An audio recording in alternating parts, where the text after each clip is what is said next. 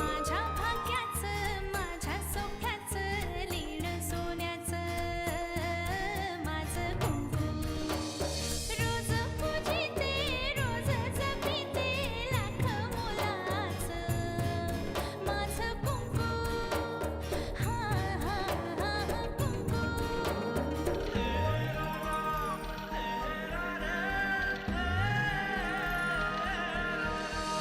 मन माझे घर झाले त्याचे मोर स्वप्नांचा दारी नाचे शब्द त्याचे अमृताचे स्पर्श त्याचे चांदण्याचे त्याच्या श्वासाचे त्याच्या डोळ्याचे गुज सांगते माझं कुंकू हा हा हा कुंकू हा हा हा कुंकू एकही नोट इकडची तिकडे झाली ना तर ती चोरी कोणी केली असेल असा संशय घ्यायची गरज नाही. तुम्हाला जर खरंच तुमचं नशीब बदलायचं असेल माझ्या संगत लगीन करा. आता आर या पार अशी परिस्थिती येऊन ठेपली आहे. तुझ्यासारख्या बाईला मी जिवंत ठेवलीच कशी? हे सगळे विचार डोक्यातनं काढून टाक. या सगळ्याचा बाळाच्या तब्येतीवर परिणाम होईल. माझा अजूनही विश्वास नाही बसत. बाबा माझ्याशी आणि माझ्या बाळाशी असं कसं वागू शकतात? नरसिंहाच्या अशा वागण्याचं मला अजिबात आश्चर्य वाटलेलं नाही. हे असं वागणं ही त्याची खासियत आहे. त्या दारीने त्याला डिवचलं होतं तर तो त्याचा वंश तुझ्या पोटात कसा वाढू दे? याचंच तर मला आश्चर्य वाटतंय. मामा ही बाबांची एकुलती एक मुलगी आहे ना, आणि आर्यन माझा भूतकाळ होता, पण हे बाळ माझा वर्तमान आहे, माझं भविष्य आहे. बाबा माझ्या भविष्याशी असं कसं खेळू शकतात? नरसिंह हा प्रेतावरच्या टाळूचं लोणी खाणारा माणूस आहे. त्याच्यासाठी नाती गोदी हे सगळे दुय्यम आहेत. आणि अशा माणसासाठी तू असं कुडत बसावं हे मला पटत नाही. मम्मा ते त्याच्याही पुढे जाऊन काही करणार तर नाहीत ना? या बाळाला जन्म द्यायचा विचार तुझा पक्का आहे ना? मग अजिबात काळजी करू नकोस. मी आहे ना. या बाळाची सगळी जबाबदारी माझी. माझ्या बाळाला नाही वाचवू शकले निदान तुझ्या बाळाला तरी वाचवे. युगंधरी तुला भेटायला खाली कुठेतरी आले. जण मला कुणालाही भेटायचं नाही. त्यांना सांग मी घरात नाहीये म्हणून. कथा आहे का? मीच त्यांना म्हणलं की ते आत आहेत म्हणून, आणि मीच जाऊन सांगू ते नाहीत म्हणून. ठीक आहे, तुझा मी आले.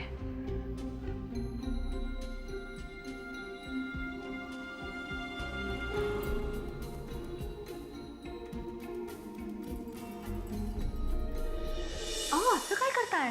हे बघा तुम्हाला माझं ऐकावंच लागेल, कारण प्रकरणच तसं आहे. तुम्हाला कशाचंच गांभीर्य नाहीये का? नक्कीच आहे, गांभीर्य मला नक्कीच आहे. पण काय आहे अहिल्या, तू जेव्हा एखादी गोष्ट सांगायला लागतेस ना तेव्हा त्यातल्या गांभीर्याची जागा भलतंच काहीतरी घेतं. कारण तू गांभीर्याची गोष्ट सांगायच्या ऐवजी एखाद्या गोष्टीत गॉसिप नक्की काय आहे ते बरोबर शोधून मला सांगतेस. अमृता घर सोडून गेली तिच्या सासरी. खरं तर ती लंडनला जाणार होती ना, मग अचानक हे काय? बघतो, घरात कोणाशी तरी बोलतो, त्यांना विचारतो आणि बघतो. आता बघतो कोणाला तरी विचारतो म्हणजे काय? मी सांगते ना तुम्हाला सगळं, मला माहिती आहे सगळं. म्हणूनच म्हणलं, घरात कोणी जबाबदार व्यक्ती असेल ना त्यांना विचारतो आणि बघतो. चेष्टा पुरी झाली. नुसतं एवढंच नाही, घरात आणखी कुठला तरी मोठा कट शिजतोय. पैशांच्या बॅगा घरात आल्या, आणि अचानक गायब झाल्या. नाही, या गोष्टीचं मलाही आश्चर्य वाटतंय नक्कीच. काय आहे ना, एखाद्या गोष्टीची आपल्याला पूर्ण माहीत नाही तोपर्यंत त्याच्यावर काही बोलणं ते योग्य नाही, नाही का? बोलतो मी, जानकीशी बोलतो. कदाचित तिला माहिती असेल काहीतरी. ती काय सांगणार? तिनेच रचला असेल हा कट. कारण आतापर्यंत अमृताचं आणि तिचं पटतही नव्हतं आणि अचानक त्या खट्ट झाल्या. काय भानगड काय? ज्या अर्थी तुम्ही एवढे शांत आहात त्या अर्थी तुम्हाला नक्कीच काहीतरी माहिती असलं पाहिजे.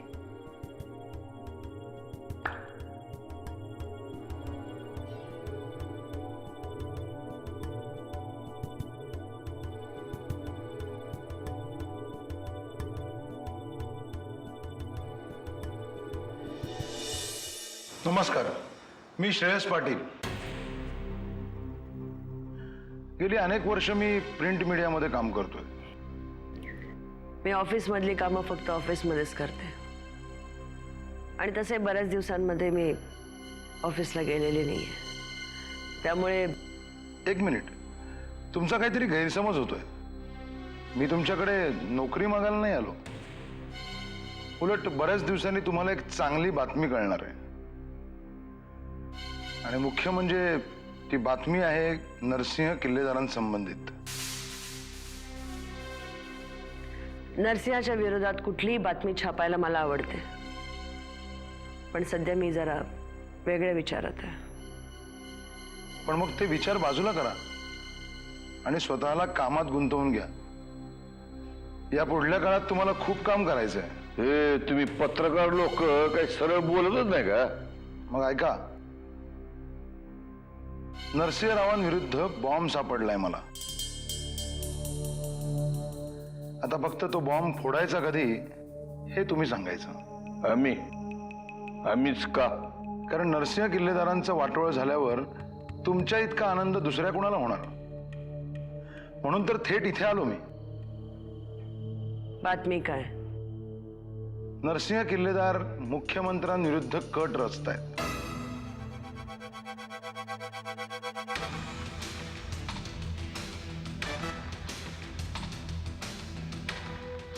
आणि या कामात तुमचे विरोधी पक्षनेते कर्णिक त्यांना मदत करतायत. इतकंच नाही तर एव्हाना 50 पेक्षा जास्त आमदार विकत घेतलेही गेलेत. त्याला काय पुरावा आहे? कारण तुम्ही जे सांगताय ते निव्वळ अशक्य आहे. पुरावा घेऊन फिरायला मला वेळ नाही. त्यामुळे तुमचा विश्वास नसेल तर 2 दिवसानंतरची सगळ्या वर्तमानपत्रातली हेडलाईन वाचायला विसरू नका. येतो मी.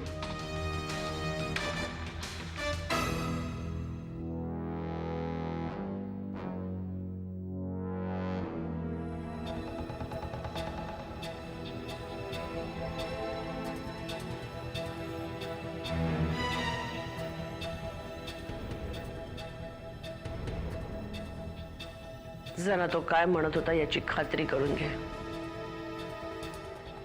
फक्त खात्री.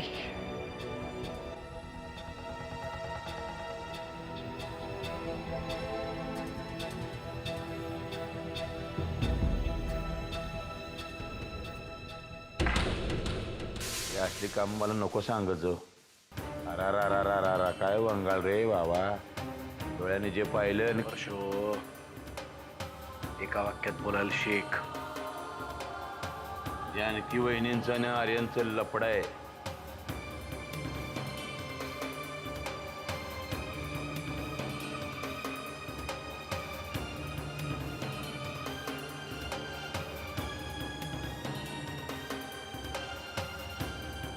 एका वाक्यात बोललं की असं दानकन अंगावर कोसळल्यासारखं वाटते. शंका होतीच, पण खात्री पटत नव्हती. मी सगळी चौकशी केली आहे. सर्वांशी बोललोय या विषयावर. गावात काय भोंगा लावून फिरत होतास का काय? अरे दादा, तेवढं कळतंय मला. बोललो म्हणजे अहिल्या देवींशी बोललो, जानकी बहिणींचा ड्रायव्हर, युगंधराबाईंच्या घरामधले नोकर, सगळ्यांकडे चौकशी केली. सगळ्यांनी एकच सांगितलं, लय जुनं लफड आहे म्हणले. म्हणजे आपल्या अमृताचं आर्यनशी लग्न होण्याच्या आधीपासूनच हे लफड आहे. मला तुमच्यापासून जानकीने नाही, तुम्हीच तोडलंय. तू आता जे काही बोलतेस ही तुझी नाही जानकीची भाषा आहे. ही सगळी जर तिची भाषा असेल ना, तर तुम्ही राधिकाशी जी भाषा बोलताय ती कुठली आहे कळेल का मला? म्हणजे काय म्हणायचं तुला? बाबा, तुमच्यामध्ये आणि राधिकामध्ये काय संबंध आहे ते कळलंय मला. आणि हो, जानकीबद्दल माझे जे काही गैरसमज होते ना, ते सगळे दूर झाले. आता मला तिच्याबद्दल कुठलीही तक्रार नाहीये. हेच मला तुम्हाला सुद्धा सांगायचं आहे. पुन्हा जर तुम्ही अमृता आणि तिच्या बाळाच्या मध्ये आलात तर माझ्या एवढं वाईट कोणी नसेल. माझी अमृता गेली मायापासून दूर. तिच्या अनेकीच कारणीभूत आहेत सगळ्याला. काल येस तू इथे माझी फजिती पाहायला. काय झालंय?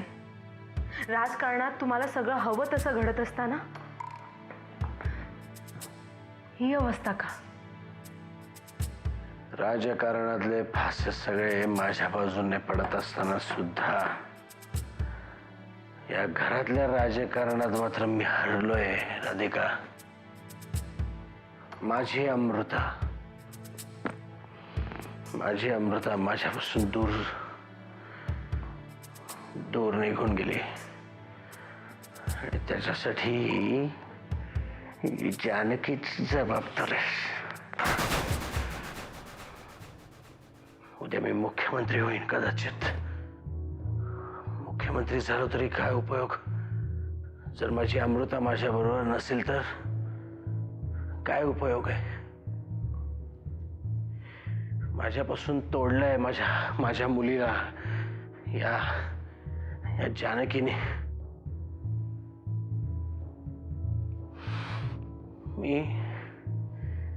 मी संपून जाईन. माझी मुलगी माझ्या बरोबर नसेल तर?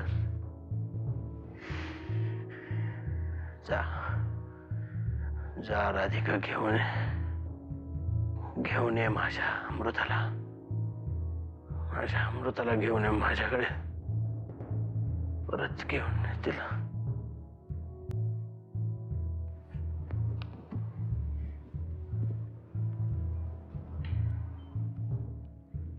माझी अमृता मला पाहिजे. मला माझी अमृता पाहिजे बस. बाकी काही नको. माझी अमृता माझ्याजवळ नसली तर मी काय करू? मुख्यमंत्री पद घेऊन मी काय कर?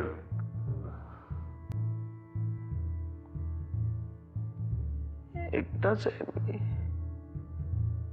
एकटा आहे मी. जानकीला मी नाही सोडणार.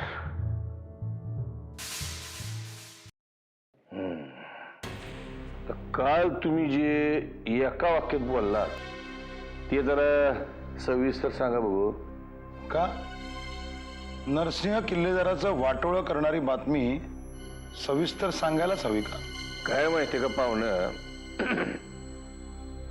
एकदा का दुधानं तोंड पोळलं ना की माणूस ताक पण फुंकून पितो. आणि या नरसिंह प्रकरणामध्ये एकदा आमचं तोंड पार पळून गेलंय. अब्रू नुसकानाचा दावा अजून चालू आहे. फार नाचक्की झाली आमची. झालेल्या प्रत्येक अपमानाचं तुम्ही उट्ट काढू शकता. चला, माझी ही राजकीय बातमी तुम्ही छापूच नका. त्या बदल्यात मी तुम्हाला एक नवा बॉम्ब देतो. बॉम्ब? कसला बॉम्ब? माझ्याकडे एक माणूस आहे जो मी सांगेन तेव्हा, सांगेन त्या ठिकाणी आणि सांगेन तेच मीडिया समोर बोलायला तयार आहे. तेही नरसिंहच्या विरोधात. काय आहे की नाही बातमी एकदम भारी? वाट कसली बघताय सांगा की. जनार्दन राव, प्रत्येक बातमीची एक किंमत असते आणि या बातमीची किंमत आहे 3 कोटी फक्त.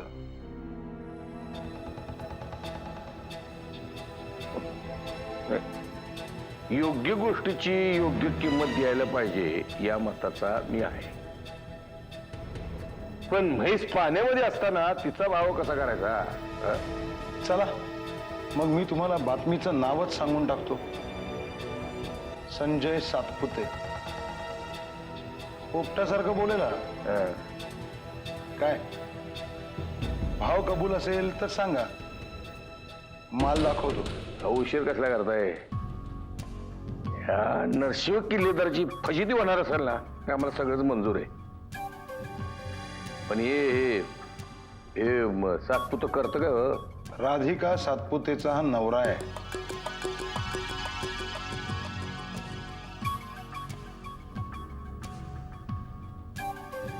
राधिका सातपुते.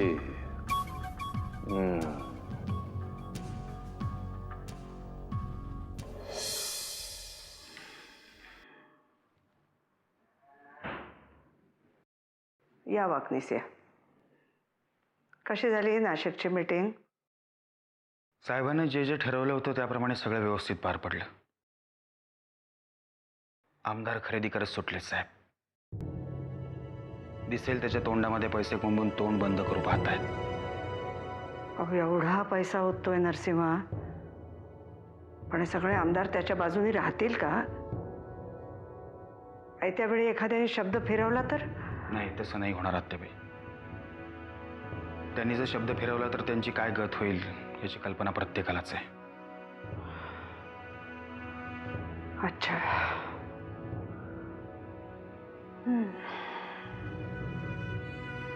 म्हणजे चुकीच्या मार्गाने मुख्यमंत्री व्हायचंच ठरवलेलं दिसतंय नरसिंहाने. चाललंय ते बरोबर नाही आहे वाकनीस. या पद्धतीने मुख्यमंत्री व्हायचं असतं तर तो केव्हाच झाला असतो. त्याला राजकारणातली समीकरणं बदलायची होती, पण तोही इतरांच्या सारखाच निघाला, सामान्य. आत्याबाई, मला साहेबांची खूप काळजी वाटते. आत्तापर्यंत एक एक पाऊल पुढे जाताना पाहत आलोय मी, आणि आता त्यांनी उतरणीची वाट धरलेली असताना मी काहीच करू शकत नाही. हे आता त्याचं त्यालाच कळू दे. चुकीचा मार्ग त्याने निवडलाय ना, मग त्याचे परिणामही त्यालाच भोगू देत. ठेच लागल्याशिवाय शहाणपण येणार नाहीये त्याला. आत्याबाई, तुम्हीच काहीतरी समजावून पहा. अहो काय काय समजावू आणि किती वेळा समजावू? काही ऐकण्याच्या पलीकडे गेलेला आहे तो. आत्याबाई, मुख्यमंत्री करण्यासाठी हायकमांडवर दबाव आणावा म्हणून प्रत्येकाला वाटेल ती आश्वासनं देत सुटलेत. ते भागात पडू शकतं. आपण जीवाची घालमेल करून काही उपयोग आहे का? आपली तगमग त्याच्यापर्यंत पोचतच नाहीये. आणि तो जर डोळे आणि कान बंद करून चालणार असेल ना, तर एकदा पडूच देत त्याला. त्याच्याशिवाय नाही डोळे उघडणार त्याचे. असो, परमेश्वराच्या मनात जे असेल तेच होईल. या तुम्ही या.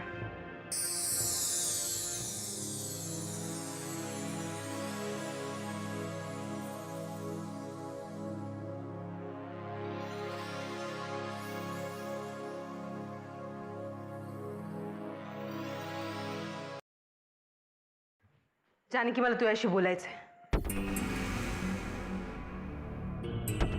बोला ना मग. येणाऱ्या 2 दिवसात नरसिंहरावांच्या राजकीय आयुष्यात खूप मोठी उलथापालथ होईल. कदाचित ते महाराष्ट्राचे मुख्यमंत्री सुद्धा होतील, पण त्यासाठी हे 2 दिवस त्यांच्यासाठी खूप महत्वाचे आहेत.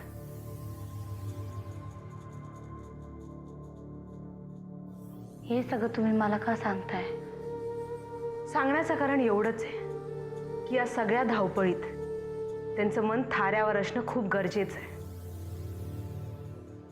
तुझ्या एका चुकीमुळे ते डिस्टर्ब होऊ शकतात. किंबहुना तसं झालंही असेल.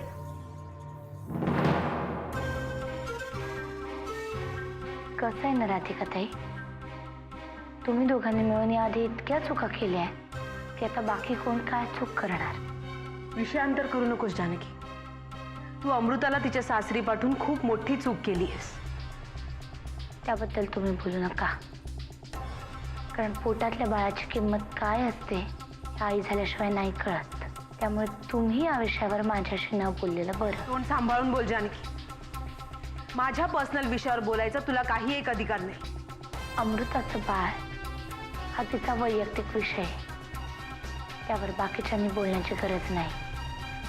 त्यामुळे आधी स्वतःचं वागणं सुधारा आणि तिच्या विरुद्ध कट कारस्थान रचणं बंद करा.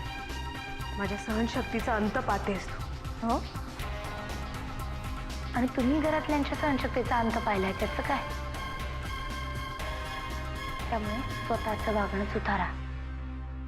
आज तुमच्या कृपेने मी बळकटीवर झोपतेय, पण मी आहे तिथे सुखी आहे, कारण अजूनही मला या घरासाठी बरंच काही करायचं आहे. काहीही असलं तरी या घराची मालकीण मी. गळ्यात मोत्याची झूल पडल्यावर गाढवालाही असंच वाटतं मी राजहंस आहे. मी आहेच आहे गाढव, आणि मला माझ्या गाढव असण्याचा अभिमान आहे, कारण गाढव पडेल ती ओझी उचलतं. मला राजहंस या पक्षाबद्दल कधीच आपलेपणा वाटला नाही, कारण मोत्याचा चारा खाऊन झाल्यानंतर तो उडून जातो. माझा जीव गाढवावरच आहे, कारण ते शेवटपर्यंत साथ देतं. त्याला काहीही बोला किंवा त्याच्या पाठीवर कितीही आसूड उडा,